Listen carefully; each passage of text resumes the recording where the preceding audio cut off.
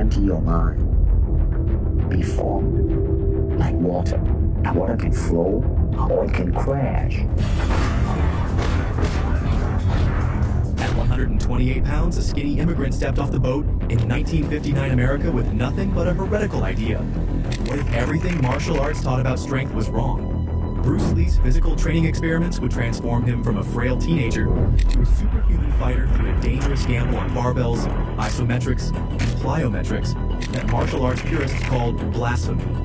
Here's how Bruce Lee's systematic approach to physical training made him a legendary martial artist, but at a cost that would claim his life at just 32 years old.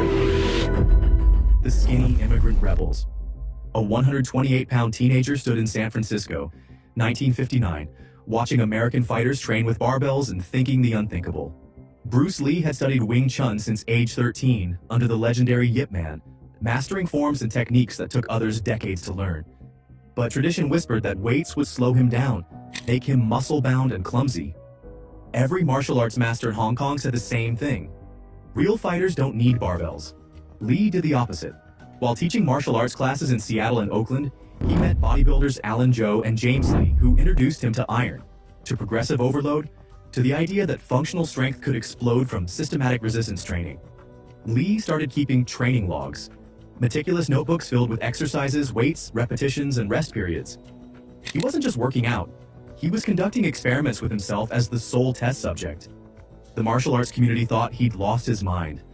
Lee tracked how his 1-inch punch velocity changed as his bench press climbed from 125 pounds to 140, then 160. Each entry in his notebook asked the same question: does this make me a better martial artist?